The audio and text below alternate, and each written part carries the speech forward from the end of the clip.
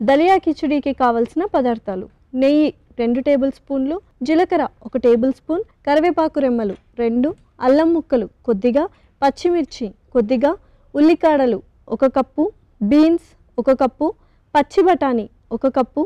carrot ముక్కలు 1 cup, ఉప్పు తగినంత, గోధుమ రవ్వ 1 కప్పు,